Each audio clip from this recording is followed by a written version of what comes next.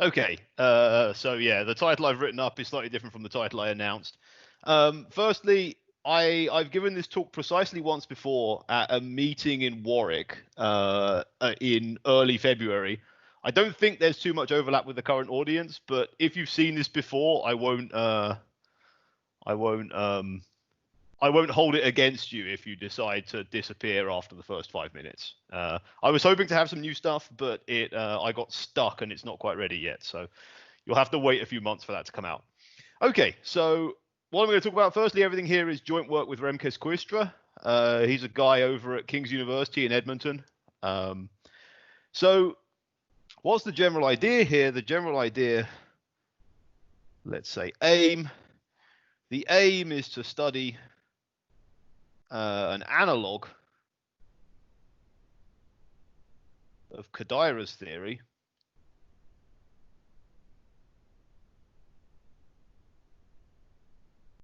of elliptic surfaces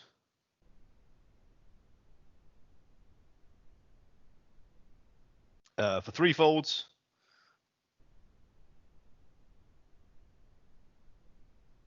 fibred by K3s polarized by the following lattice. Hopefully people can read my handwriting. It's slightly less good on this than it is on a board. So I'm looking at the following lattice. I'm taking the hyperbolic plane lattice. I'm adding 2 copies of the negative definite E8 root lattice, and then I'm adding on an A1, which is negative definite A1 lattice. Now, you know, why should I pick this? This seems like a bit of a random choice. The idea is this is sort of a natural thing to consider because this is mirror to a K3 of degree 2. And in particular, you know, studying fibrations of these by these things naturally show up. If you have, for instance, a Fano threefold, which has got a K3 surface of degree 2 embedded into it as an anti-canonical hypersurface, then you expect that the mirror Landau-Ginzburg model is a fibration by these things. So, you know, I mean, these are something that might be interested from a mirror symmetry perspective. It's also just kind of fun. I should say this is part of a sort of broader research program that has been going on with a few people for a few years. You'll see some of these names throughout the talks: Charles Duran, Andrew Harder, Andrei Novoseltsev, Adrian Klinger, various people, where we've been studying these kinds of fibrations, where instead of A1 here, we've been doing we've been replacing the A1 here with minus 2n for various values of n. For n larger, the larger n gets, this actually becomes simpler, this question. So the M1 case is very special. There's some extra technicalities there. It turns out to be quite interesting, so that's what I'm going to tell you about. In particular, I'm going to assume very little about the threefolds that I'm going to be fibering here. So when in some of the other studies we've been doing, we've been looking at Calabi-Yau threefolds. In this case, I'm making no such assumptions. I'm just trying to do this as generally as possible. So let me try and set up some assumptions here. So this is mostly going to be notation. So I've got pi from curly x to b. This is a threefold fibered by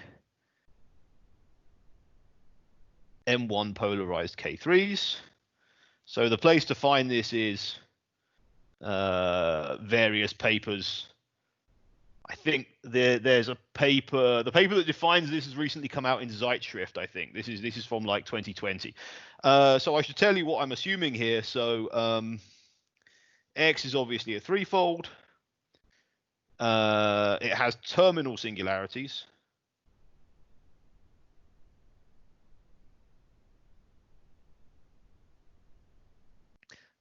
B is a curve. We make the standard kind of assumptions on pi. So pi is proper, flat, surjective. And of course, we want this to be a K3 fibration. So we want general fiber K3.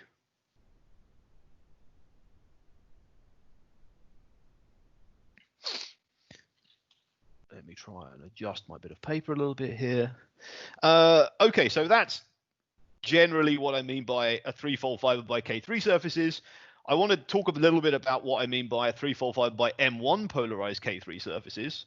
So firstly, I want there to be a fiber that's polarized. So I've got a point P in my base with the fiber XP, which is pi inverse of P. This has Néron-Severi lattice XP isomorphic to M1. So firstly, I'm saying I want there to be at least one fiber which is polarized by this M1 lattice and polarized exactly by this M1 lattice, right? There's no additional stuff in there. The Néron-Severi lattice is exactly M1. And then secondly, this is the thing, we want some sort of compatibility under monodromy. So if U is the open set, and I'll use this notation throughout without mentioning too much, over which the fibers are smooth,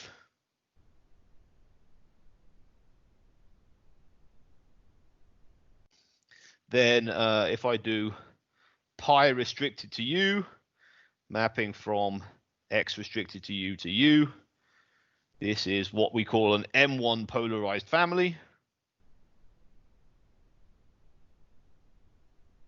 I'm not going to fully define that. You don't really need to know the technical details, but roughly speaking, so let's say approximately equal to, what I want to do is I want to say the monodromy action of, if I take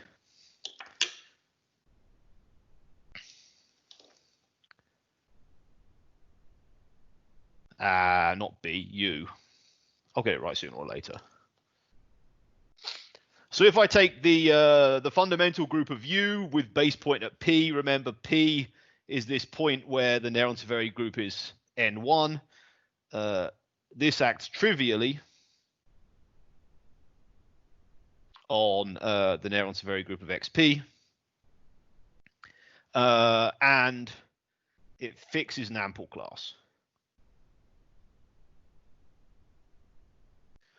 That second part is really, so the first part is necessary. This is what we mean by having an M1 polarized threefold. It means effectively we've got an M1 polarization on one of the fibers, and we can port that around and get a sort of global M1 polarization on all of the fibers.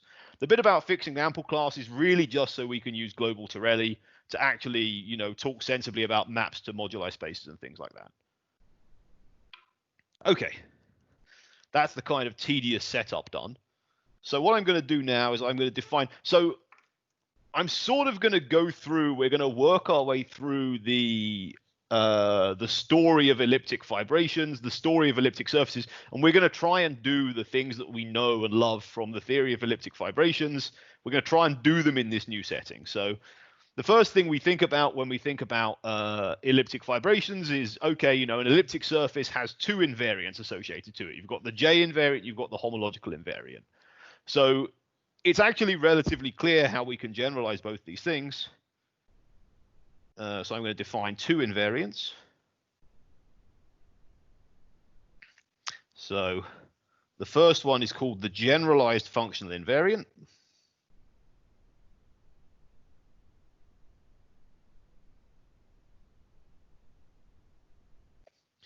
Generalized functional invariant. I might abbreviate this to GFI, because that's a lot to write.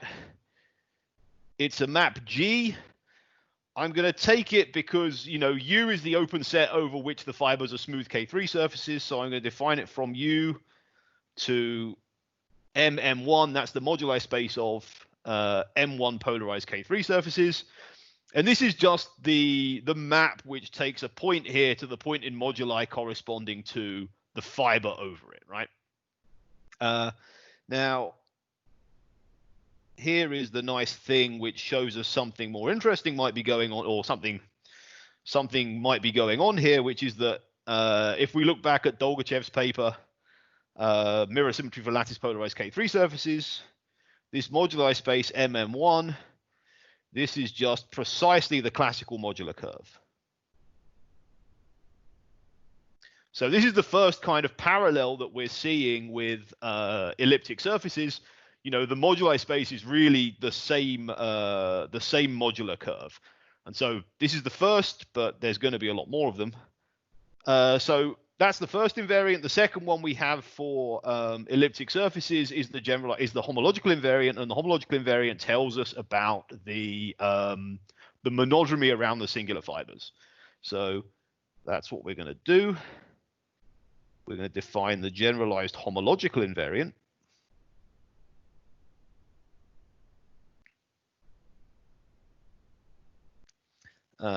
Which I might denote GHI. And this is the monodromy representation.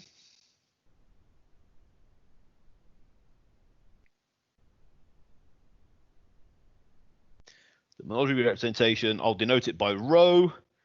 It maps from the first fundamental group of U with respect to the point P. It maps to the orthogonal group of M1 perp. What am I taking? What's M1 perp? This is M1 perp is, I'm taking the orthogonal in the standard K3 lattice. So this is just H direct sum 2. And this is the transcendental lattice of X sub P.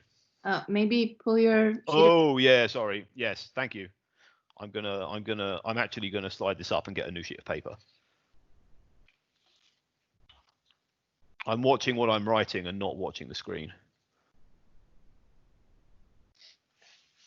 Okay. I don't want to be picky, but could you take your cursor out from the middle of the page? Oh yeah. Oh, yeah.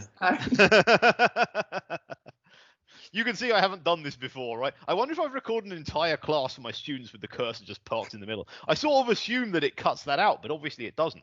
Okay, thanks. Okay, so we've defined these two invariants. You know, this is yeah.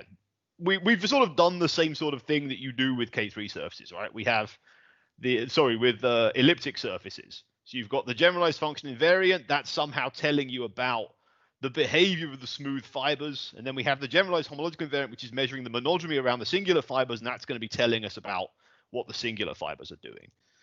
So here is the first theorem. So X is determined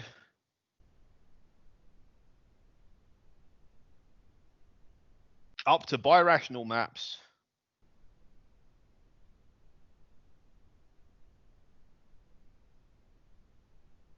affecting only, I should slow down my writing so you can actually read it. X is determined up to birational maps affecting only fibers over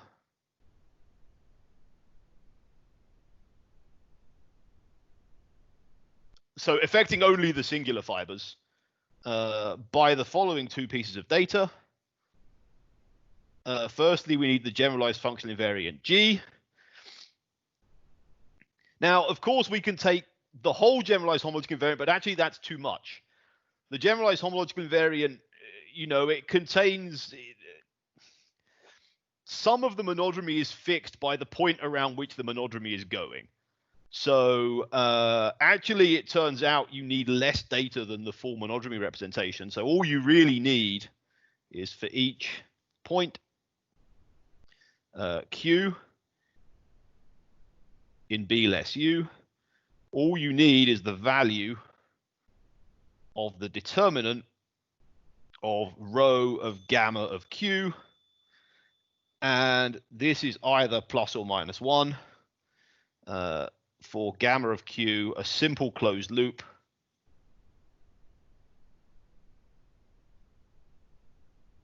around Q. Okay, so this is exactly like elliptic surfaces, right? For elliptic surfaces, we have the J invariant, and then we have the homological invariant, but really we don't care about the full homological invariant. All we really care about is around each fiber, the homological invariant can have two possible values. Those two possible values, yeah, and so all we really care about is distinguishing between those two possible values. So, of course, for elliptic surfaces, our matrix is 2 by 2. the matrices are related by the fact you multiply them by minus the identity. You can't pick that up with the determinant because the determinant of a negative of a 2 by 2 matrix is the same as the positive. In this case, exactly the same thing's happening, but our matrices are 3 by 3, so you can just pick this up with a determinant. So why should you, to some extent, believe this? Here is the remark. So let's get rid of that. Here is the remark. Why should this work? Effectively, an M1 polarized K3 admits an anti-symplectic involution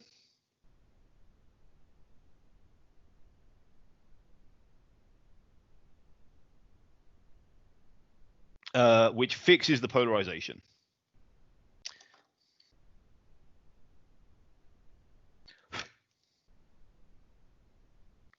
Fixing the polarization. So what's this really doing? This is really saying this second. So the first condition is saying, well, okay, you know, this is telling us what the K3 surfaces, the general K3 surface fibers are doing. And the second condition is saying, well, as we do monodromy around a given point, as we do a monodromy around a given singular fiber, is this anti-symplectic involution being applied or is it not being applied? So this is, again, very, very similar to the elliptic surface case, where an elliptic curve has got a natural involution on it. And if you go around a singular fiber, the difference between like an I0 fiber and an I0 star fiber is really whether or not that involution is being applied. Okay, so I'll leave that there. So this is sort of the basic idea. The next thing you think about, if we're again following the theory of elliptic surfaces through, well, we say, okay, you know, we have this, we have this sort of standard classification theorem. Can we get a standard model for a given elliptic surface that we can use to do studies? So the first thing you try and do here is, if you're doing elliptic surfaces, is you go and you study the Weierstrass form. So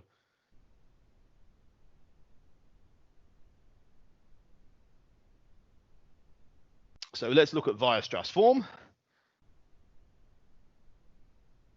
So here is the proposition. X is birational over B to a family of quartic surfaces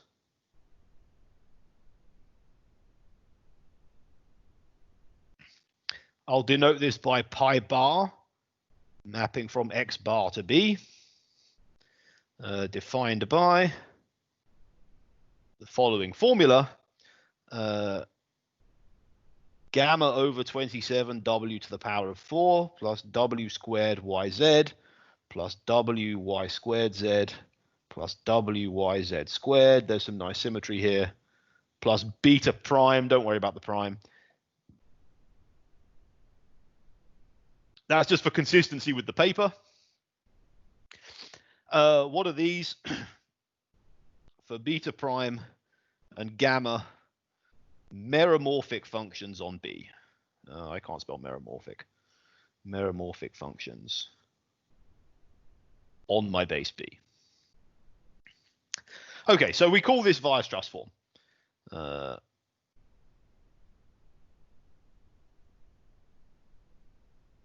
This is the Weierstrass form. Okay. Oh, and what should I also say? Okay, so a couple of quick remarks here.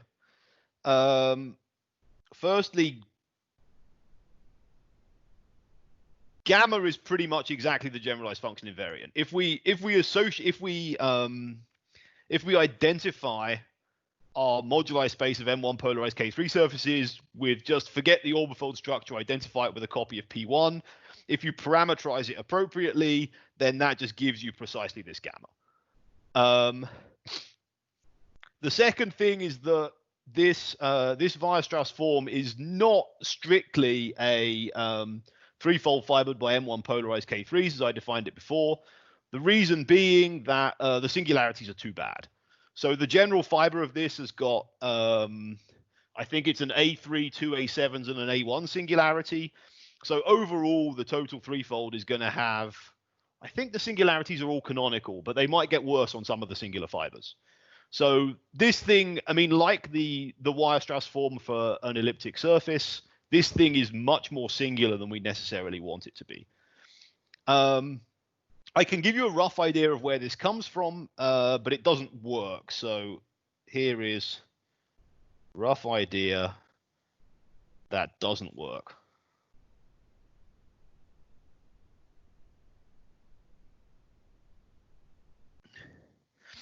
Here's a rough idea that doesn't work. So what's the general idea? What we do is or what you can try and do is you can find divisors, capital W, capital X, capital Y, capital Z, that are monodromy invariant.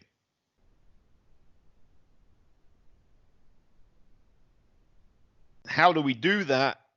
Well, you know that the M1 polarization is monodromy invariant just by construction.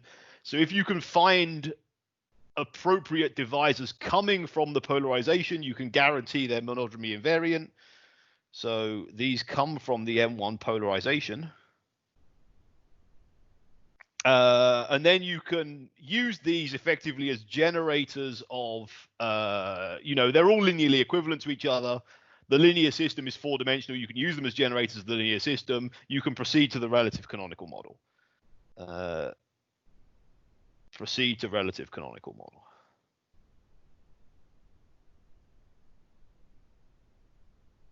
This is sort of how you prove, if you're doing the Weierstrass form, this is how you do it for the Weierstrass form, right?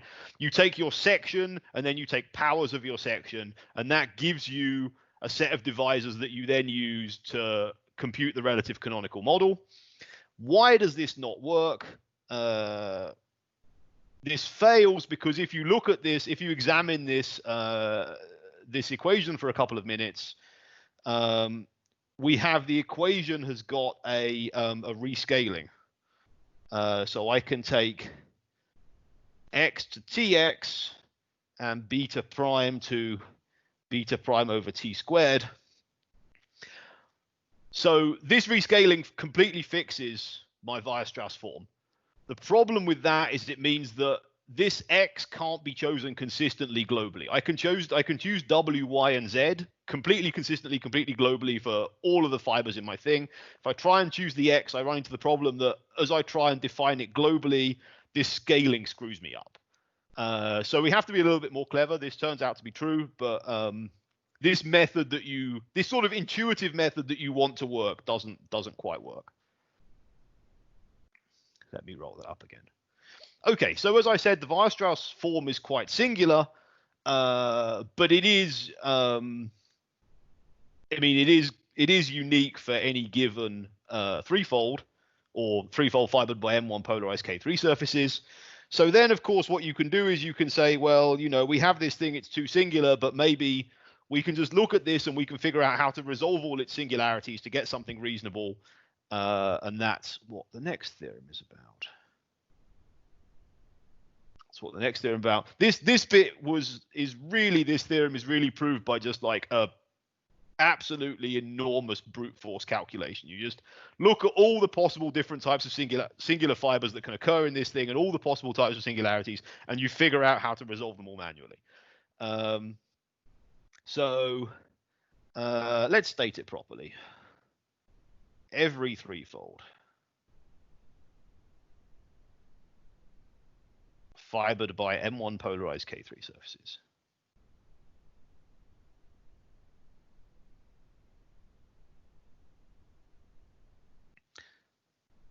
let's call it pi from x to b, is birational over b to a threefold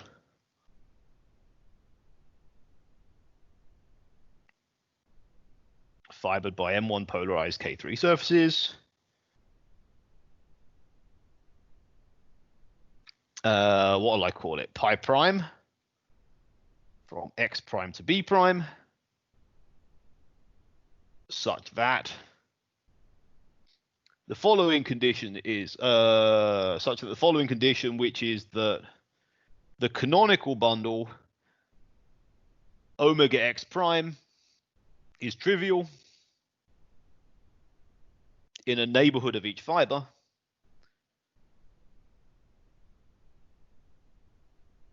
that's basically a minimality condition, right? And x prime is unique up to birational maps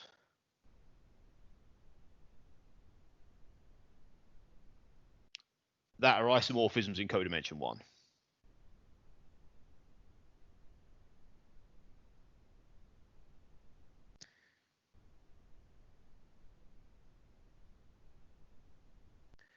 Okay, I mean, you know, as I've stated it, this theorem is stupid and trivial, right? Because this is just the minimal model program. I mean, the Weierstrass form, what we've done is we've effectively said this is an explicit canonical relative canonical model for our thing X. That's effectively what the Weierstrass form is. We call this thing minimal form, I should say. Minimal form. Let's roll that up a little bit.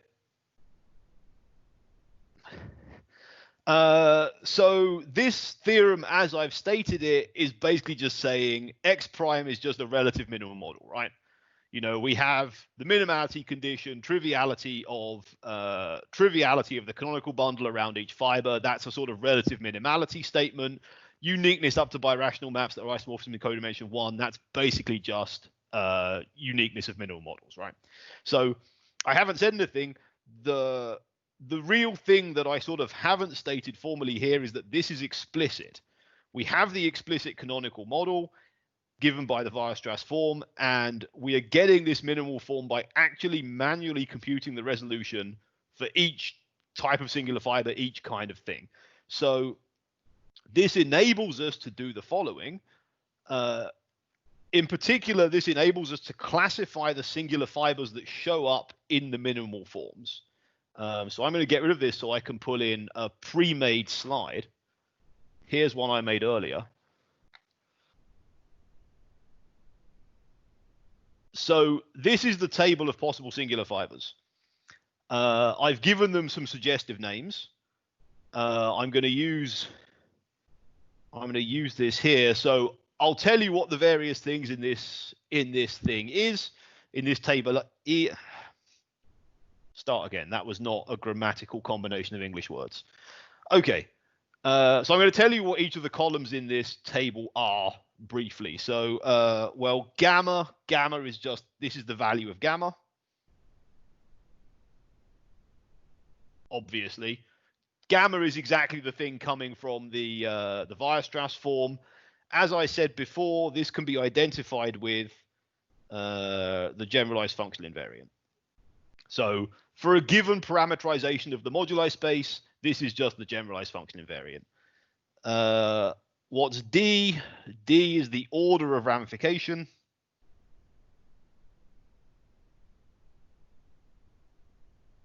Of gamma at the point. So yeah, so we can think of gamma as some kind of many-sheeted cover of the moduli space. This is at the given point, this is the order of which that's ramified. The next is fairly obvious. This is the number of components that the singular fiber is going to have. Because the minimal form is unique in codimension 1, this doesn't change. Depending, you know, there's many birational models related up to flops. This number doesn't change independent of which one I take, right? Because I'm only doing changes in codimension 2. What's rho? This is the generalized functional invariant. So it's a 3x3 matrix. Unfortunately, this is a little bit small. So these values here, this is a D. This is D times D minus 1 over 2. If you really want it, it's in the paper. The omegas are sixth roots of unity, primitive sixth roots of unity. Det is the determinant of gamma. So as we can see, for each given value, say if we're looking at gamma is -1, if D is 1 mod 2, we've got two possible values, determinant +1, determinant -1. So by our initial theorem, these are the only two possibilities for that singular fiber. R and S are two invariants we're going to come round to later. Okay, so firstly, I've given these some very suggestive names, and I'm going to show you some extremely suggestive pictures. And these pictures should be taken a little bit with a pinch of salt. I mean, these were obtained by actually doing resolutions, but they're only really defined up to flops, right? Because everything is up to codimension 1, so these should be seen as more of a like suggestive diagrams. But you're going to see some more sort of interesting stuff that's suggestive with the names. So this is what our fiber of type I0 star looks like. I'll try and explain. We have a bunch of components. The numbers are multiplicities. All of the curves are simple normal crossings, and we imagine this gray component as poking outwards from the diagram towards the camera. So you sort of imagine this thing laying flat, and there's one component sticking up. What is this component sticking up? Well, we can think of this two component in the center. We can think of this as if you take a P2 with its usual 3 coordinate hyperplanes, 3 coordinate lines, and then you blow up. So these are the 3 coordinate lines, this one, and this one. And if you blow up each of the corners of that 3 times, then you get this surface. What's this thing come from? This is a smooth elliptic curve. So it's a smooth elliptic curve. It's tangent to order 3 with each of these lines at the 2 points in this corner and this corner, and it intersects this line transversely in 3 points. When we blow up, everything separates out. If we want to see a 3-star fiber, the only change from this is that this elliptic curve picks up a node. So you imagine that this surface sticking up towards us suddenly has a line of self-intersections in it. Also, if we look, the reason I've called this I0 star is because it feels a bit I0 starry, right?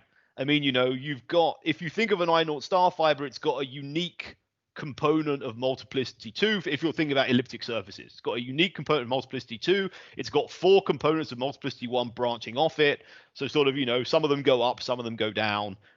Kind of has the same kind of feel.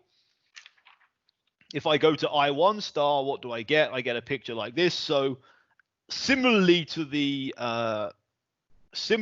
elliptic surfaces, the number of components of multiplicity 2 has kind of expanded out. I've got a larger sort of body of those, but they're surrounded by ones of multiplicity 1. So this is sort of why I chose the suggestive names. If I look at the 2-star, this is by far the most complicated one. This one has a sort of very much an E8-ness to it, right? We've got components 1, 2, 3, 4, 5, 6, a 3 coming off at right angles towards the camera, 4, 2. So there's a lot of sort of E8-ness about this diagram. I'll do a couple more. We call this one 4-star. This one is kind of E6-y. We've got 1, 2, 3, 2, 1. Has very an E6 kind of feel. There's some 1s coming up towards the camera. As we get a bit further up, the fiber of type 4, I've labeled one of these curves T. This curve is actually a curve of triple points. This is not normal crossings. The triple points come about, I think it's the top surface intersects itself along this line, and then the bottom surface goes through it. So you end up with like top surface coming in, and bottom surface going through the middle. Finally, the last one this is the fiber of type 2. This is the simplest one. I've got this point T in here. This point T is again a place where these three components kind of come in, and they sort of smoosh together into this point, which is not normal crossing. So we think of this in sort of analogy to the the singular elliptic curve of type 4, which is, you know, 3 lines meeting in a triple point. This has got a line of triple points. This one we think of as being like a cuspidal elliptic curve. It's got this sort of special point in the middle where the singularity is quite bad. You think of this as being sort of like a cusp. Okay, that's all my little pictures. Let me find my regular sheet of paper back. Let me find my regular sheet of paper back. Okay, so let's go there. So this is the normal form. Sorry, this is the minimal form. The minimal form, you know, it's very nice. It's explicit. We can say what all the singular fibers look like. So let's look at some properties of the minimal form.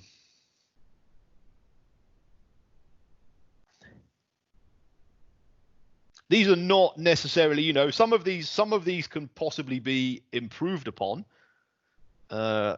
The first one is that the minimal form X prime is this is a criterion for smoothness. It's not if and only if all fibers with gamma equal -1 are type 3 with ramification order D equal to 1. So that's a very strong constraint on the fibers with gamma equals -1, but it's no constraint on the others. The reason for this is when you do the resolution, for all of the fibers with gamma not equal to -1, you can resolve all the way up to a smooth. Threefold. When you're looking at the fibers with gamma equal -1, that don't satisfy this condition, type 3 with D equals 1, you end up with an isolated terminal singularity in the threefold. And then you're really into a situation where, you know, being able to resolve such singularities crepantly is really a very global question, right? So we can't just that's not a question we can answer by just saying, okay, you know, looking at the singular fiber types. That's really a global question of, you know, how do the different singular fibers interact with one another? So we can say if we don't have any fibers, well, if all the fibers are of this type, then we can say it's smooth because we have a smooth resolution. If they're not of this type, then the question of existence of a smooth resolution is very much a global question, and that's sort of tricky to answer. I can also tell you what the canonical divisor is. How do I spell canonical? Canonical divisor of my minimal form is given by the following explicit formula. So to do this, we used Fujino and Mori wrote a paper in about 2000.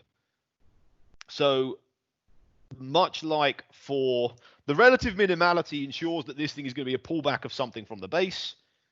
So we have the canonical sheaf from the base plus 1/6 of something, canonical divisor from the base plus 1/6 of a divisor called L, and I'll tell you what L is in a second, plus the sum from P and B of SP times P. Okay, so I'll tell you what these various things are. L is isomorphic to the pullback by the generalized functional invariant of O of 1. So I can identify my modulo space MM1. I can compactify that to basically a copy of P1 if I forget the orbifold structure. I've got O of 1 on there. I can just pull that back by my generalized functional invariant. That gives me this divisor L. What is SP? SP is from the table. I'll get the table back in a second. And it's the number corresponding to, let's get my things the right around, to the fiber over P. So this is effectively a log canonical threshold. Well, it's 1 minus a log canonical threshold, but you for each of the, it's a sort of local contribution from the singular fibers, and it comes purely from the log canonical thresholds, those singular fibers. And that's something you can compute explicitly. So if I bring my table back in here, that's this number in the last column here. That's that one. Okay, so this tells you everything you want to know about the canonical divisor. As I said, you know, we're not assuming here that our threefolds are collabial, right? This is any threefolds fibered by this type of K3 surfaces. Moreover, if X prime is smooth, we can find the Betti numbers. The Betti numbers are as follows. The first Betti number of X prime is twice the genus of B. That's actually not too hard to prove. That's just a fairly simple argument using the Leray spectral sequence. The second Betti number, they get trickier the further you go up. So really, the second Betti number, this is to some extent a question of counting divisors, right? So I can tell you where the stuff in this comes from. That's just should be a regular plus. I can tell you where the stuff in this comes from. I mean, actually proving it requires one to do some spectral sequences and various things. So what's the 20? Well, I've got 19 classes in a general fiber. Those 19 classes are my M1 polarization. I can spread those round by monodromy. That's going to give me 19 horizontal divisors on my threefold. Then I have a fiber. That gives me 20. So that's where the 20 comes from. And then I'm effectively I'm going to sum over the points in B of CP minus 1. For CP is the number of components in the fiber over P. So again, that's something we can read off just directly from the table. So yeah, you can really sort of see where all of these classes are coming from, right? We've got 20 divisors, 19 horizontal ones and 1 vertical one. And then this is saying each singular fiber contributes on top of that CP minus 1 additional divisors. The most tricky one is B3, and here we've only got a partial result. So this is 6 times the genus of B minus 1 plus the sum over P and B of RP for RP from table.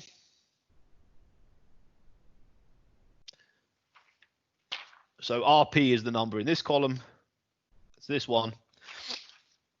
Assuming, and here is the critical part,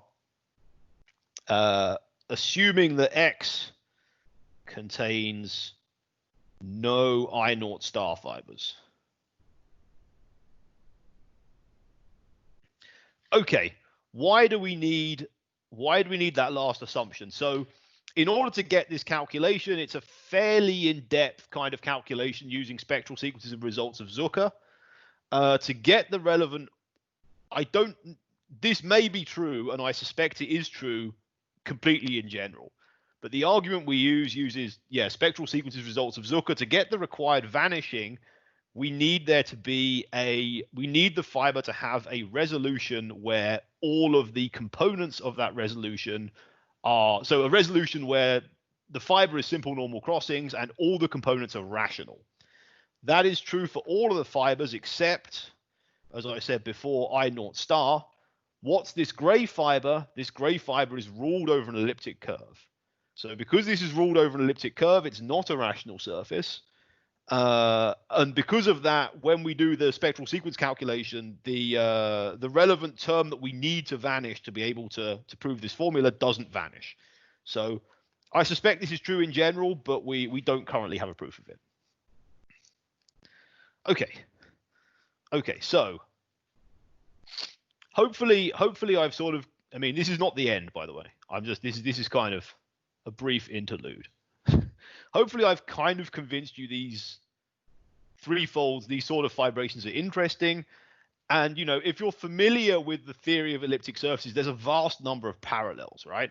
So, we have the generalized function invariant. It's mapping to the moduli space of it's mapping to the same moduli space as the moduli space of elliptic curves. We have the generalized homological invariant. It takes effectively 2 possible values for each version. We have a Weierstrass form. We have a minimal form. Everything works very, very much the way that things work for elliptic surfaces. And this seems, way too coincidental to be a coincidence, right? So the question that I want to answer in the last 10 minutes or so, maybe less than 10 minutes. I'm trying to find a piece of paper that I haven't already written on. That'll do. So the question I want to answer in the last 10 minutes or so is, where are the elliptic curves here? So I've sort of constructed this whole theory, which is very nice. It has tremendous parallels with elliptic surface theory. We kind of expect there to be some elliptic curves hiding somewhere. So where are the elliptic curves?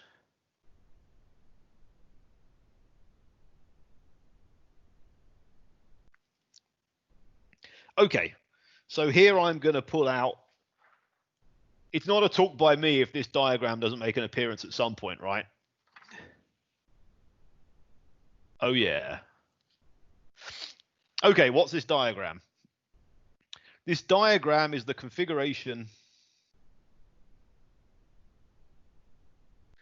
of -2 curves on an M1. Oh, that's not very good handwriting. On an M1 polarized K3.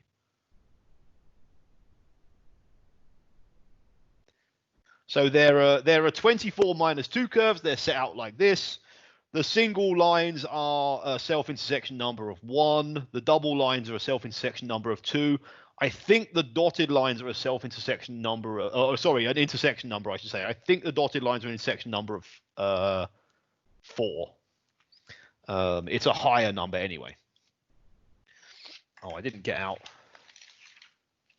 I'm looking for a green pen. I know I've got one here somewhere. There it is. Okay, so I'm gonna, one can stare at this and one thing you can look for is you can say, let's look for elliptic fibrations. So how do you find an elliptic fibration on a K3 surface? Well, you can look at this and you can say, if I can find a configuration of these that looks like the singular fiber in an elliptic fibration, it's going to give me some configuration which has self-intersection number 0.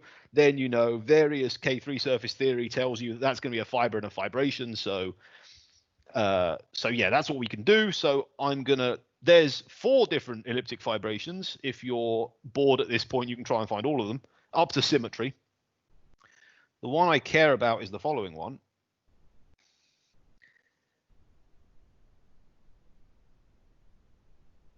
I did it wrong and it's in pen. So if I take this configuration, ignore that point. This configuration is an I12 star fiber. It's what's I12 star? It's a D something or other, right? It's a D something or other Dinkin diagram. And I've also got here an I2, which is an A1 fiber. And these 2 points here, which I'll circle in green, these 2 points are sections of the fibration. So I've got an elliptic fibration. It's got an I12 star fiber. It's got an I2 fiber, and it's got 2 sections. Okay, let me. I might bring that back. So I've got these 2 sections. So let's say I have an elliptic fibration, which is I12 star, I2, and then to make it up to 24, I need 4 I1s. It has 2 sections. And there is a unique involution, let's say I, in the Mordell-Weil group that exchanges the sections. Exchanging the sections. Okay, so this stuff is really, a lot of this stuff was done by Klinger and Duran in the 2006 papers. In a 2006 paper, I is a symplectic involution. So we can say, well, okay, we have this fibration, we have an involution.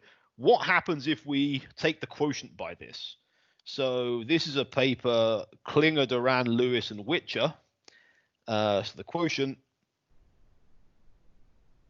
is actually a Kooistra surface. That's not super hard to prove. Effectively, you can track what happens to all of your -2 curves under the quotient. You can track some other curves. You get 8 A1 singularities. You resolve all of those. Basically, you get a configuration of -2 curves on your quotiented surface, and you can show there are 16 disjoint ones. And once you've got 16 disjoint -2 curves, I think there's a result of Nikulin that says you automatically have a Kooistra surface, so you can do this. Okay.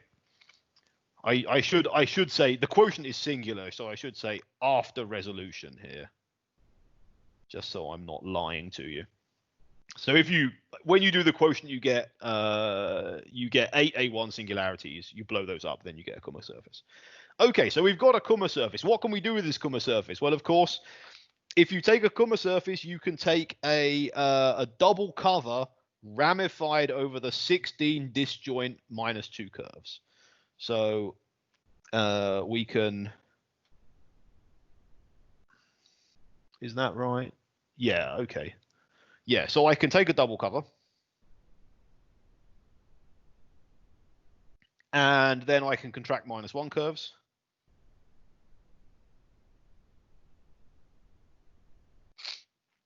What do I end up with? That gives me an abelian surface.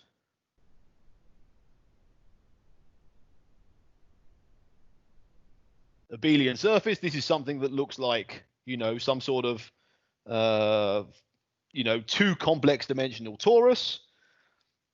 It turns out, and this is the big result of Klinger, Duran, and Lewis and Witcher, this abelian surface for an M1 polarized K3 surface, this is actually the cross product of an elliptic curve with itself.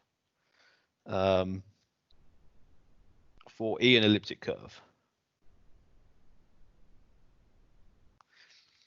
So what does this construction give you? This construction gives you that to each M1 polarized K3, we get associated a canonical elliptic curve.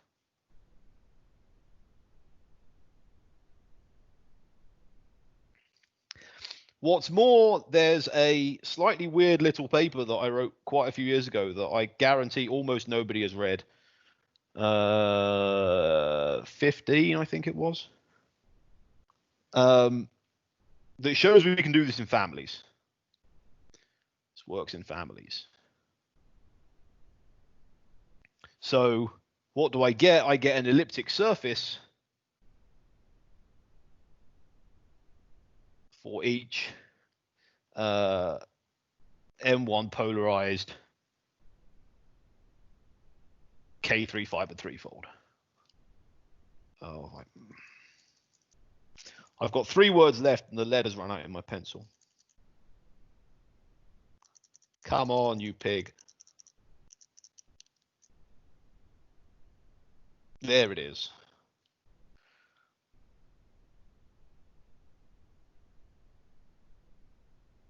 So this explains why we should expect this to happen, right? I mean, secretly underneath all of this, there are some elliptic surfaces going on. Now, one has to be a bit careful about pushing the analogy too far, because if you look at this construction, this sort of, I mean, there's a lot of steps to this construction. If you look at this construction, you're doing this quotient, then you're resolving, then you're taking a double cover, then you're contracting. You can do this in families, but you can do it only in smooth families. As soon as you start getting singular fibers coming in, trying to do this in families, it starts to break down. The involution doesn't necessarily extend well to the singular fibers. You can't necessarily start doing the resolution in a consistent way when you have the singular fibers coming in there. So there is, this to some extent explains why we're getting this common behavior between these threefolds and elliptic surfaces, but this isn't really a good computational tool, because if you try and do this anywhere where you have singular fibers, this whole construction just starts to fall apart. Okay, so I'll stop there. Thank you all for listening.